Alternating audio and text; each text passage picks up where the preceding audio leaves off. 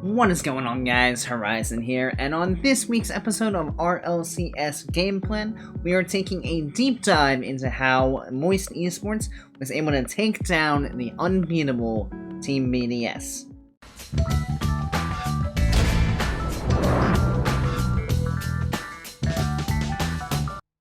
Before we do hop into it, as always, if you guys are enjoying the content and you feel like making somebody's day today, please consider clicking that bright red subscribe button right down below this video.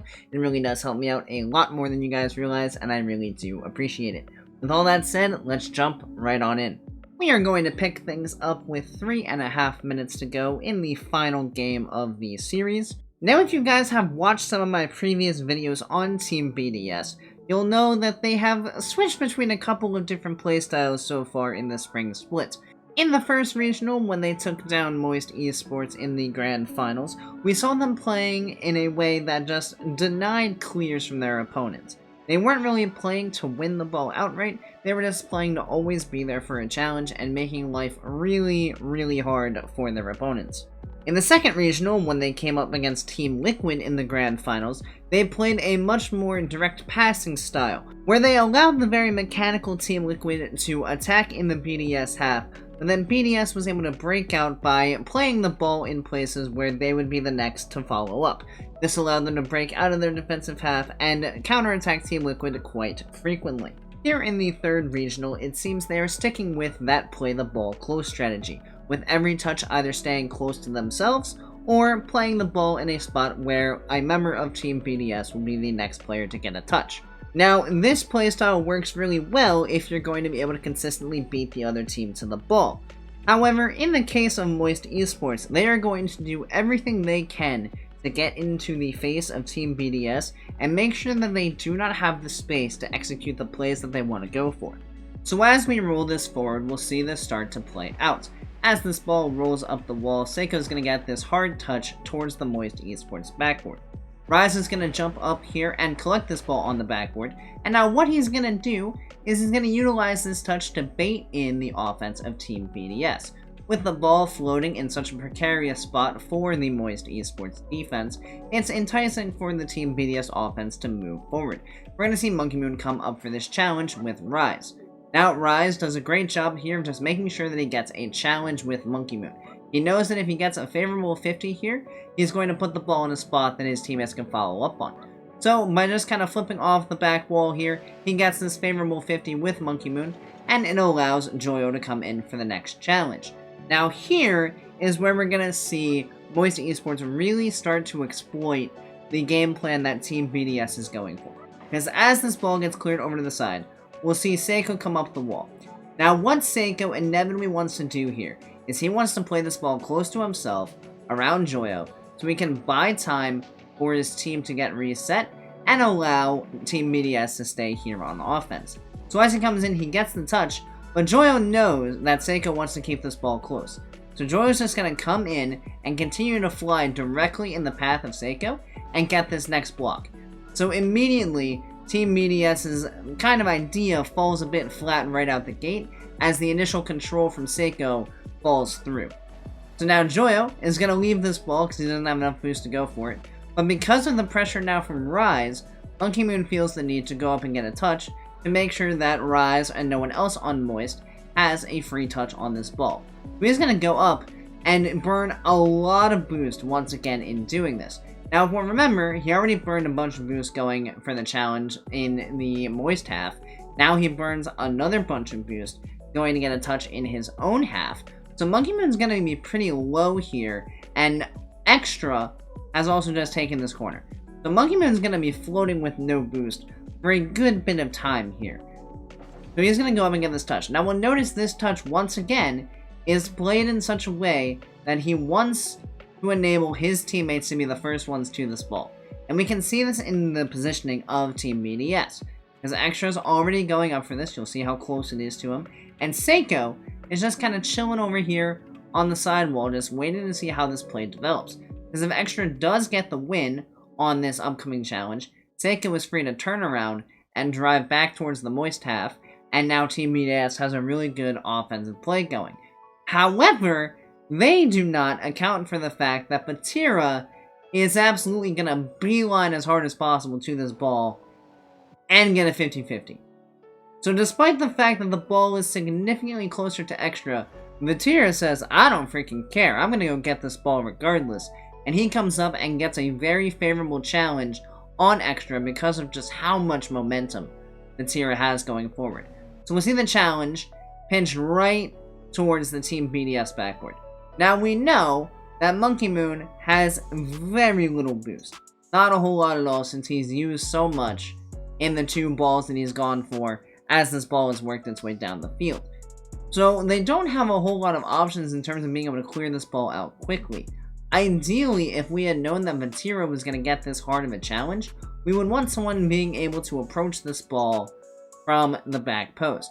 Because from here, you can get a jump up and go ahead and get a clear out. You can take control of this ball and take it into a bit more open space, which will be this corner once Vatira ends up floating down to the ground. But unfortunately, because of the sake of sticking on this sidewall, and Monkey Moon now being low boost, they're both kind of caught flat-footed underneath this ball, which is a really awkward spot for them to be in.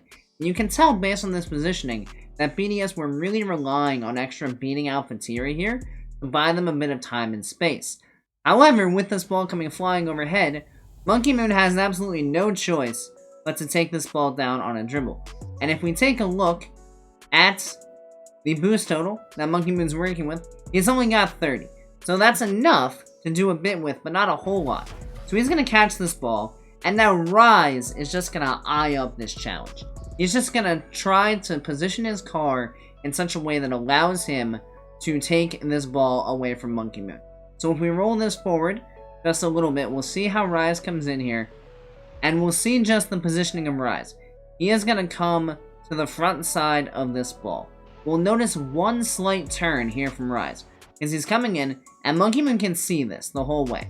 He sees how Rise is approaching the ball, but as Rise gets really close, he turns off slightly, which delays his approach to the ball ever so slightly, and now Monkey Moon, expecting the challenge to come in a bit earlier than it is already jumping. And in doing so, he jumps past the ball, and because Rise has the entire ball covered in the dead center of it, he wins this challenge as easily as you can win any challenge. Just look at the coverage that Monkey Moon has on this ball. He's pretty much only covering the top right side of the ball, which means that this ball is very easily going to pinch back and to the right for Rise, which conveniently leads directly to the Team BDS net, and no one is able to get back in time. So through a combination of just incredibly quick challenges, not giving BDS any space to work with at all, cutting out any light touches that are meant to allow teammates to come in to get the touch, and then you finish that off with just a beautiful 50-50 manipulation from Rise, and you have a recipe that is going to enable Musty Esports to take down BDS in this game. We have Joyo controlling the ball in the air on his own half here, and we're going to see once again how Moist just makes BDS as awkward as possible, gets in their face as much as possible, and makes it almost impossible for BDS to play their own game. We'll see Joyo get this challenge, gets the flip reset, and this ball is coming down. Now, this is the moment where it seems like BDS is just absolutely rattled and are starting to move away from their intended game plan, and just resort to trying to boom the ball outside of Moist control. Because traditionally, you might expect extra in this case to take this ball down on a dribble and bring it up this wall, over here, where he can then set up a play for his team to move forward on offense. And he has the space to do it too. If he had just approached the ball from this side, he would have a free touch, and Rise, with him facing this way, would have a hard time getting back in front of Extra as Extra controlled this ball up the wall. But instead what we see is just Extra booming the ball up to the backboard. Well, Moist, despite the double commit, says, "Thank you very much, we will maintain control of this ball," and Vatira gets a very clean touch and follow-up off his own backboard. Now this is going to bait in Seiko, and we're going to see a pretty similar situation to what we saw on the first goal. Control off their backboard, bringing it out, and baiting in a initial challenge from Team BDS. So this challenge comes in, but this time, Vatira actually gets it past the initial challenger. from Team BDS. And this is just going to spring all 3 Moist Esports players down to the offensive end. Now let's see what happens. Monkey Moon, coming in, is going to attempt to do anything he can to get this ball away from Vatira. So we'll notice, based on the Moist Esports position, that they are shutting down any opportunity that Team BDS have to get controlled touches on this ball. Vatira is right here in Monkey Moon's face. Any touch that comes out, Rise is right here to come in for the second challenge. And Monkey Moon's touch doesn't even do a whole lot, as it just bounces right to Vatira, and he's able to continue right on his merry way. So now, BDS finds himself in an awkward spot, as Monkey Moon's trapped over here in the corner. Their third is back here in midfield with Seiko, and Extra is now trapped in net with an air dribbling Vatira coming at him. So Vatira is going to come with this air dribble, and now Extra has no choice but to come up and challenge this ball, just to get Vatira off of it, so that Monkey Moon might be able to come in for the cleanup and get this ball out of here. Vatira, though, has no indication of even shooting this ball. They're kind of resorting to BDS's own game plan, because a lot of people would just try to force this ball past Extra, put it on net, put it off the backboard, put it in spots that would be a lot easier for Monkey Moon to deal with. But Moist, instead of doing that, Vatira pops this ball over Extra and across the box. This enables Rise to come in for this challenge against Monkey Moon. And again, this is all shutting down BDS's ability to have any control of this ball, because their only option is to challenge the Moist Esports attackers.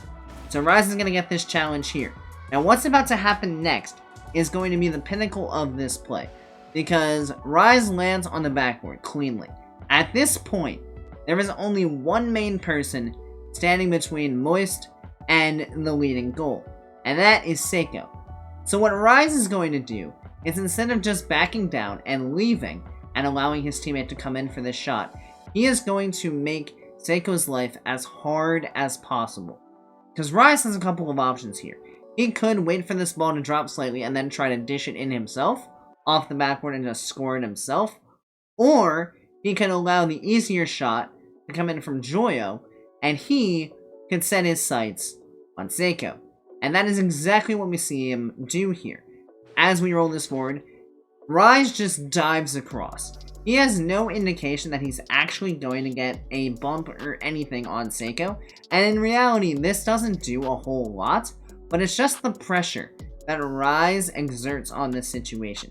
Because Seiko, even if he was in position to go for this, would have Rise right in his face. So Rise is just making sure that Joyo is going to have as clean a shot as possible. And we'll see that Seiko, now recovered in the back of the net, is going to drive forward. And now, this is the part where a lot of people would go, cool, pretty open net, let me just launch this thing on net as hard as possible and beat out the defense. But Joyo, in his brain, goes, wait a second. They're kind of scrambled on defense right now. 2 of them aren't even in the play at all. There's only 1 back. If I'm in net right now, if this was me on defense, I would be thinking, get to the ball as fast as possible, jump, block the angles, cut out all shots you can, which means Seiko has to commit to something.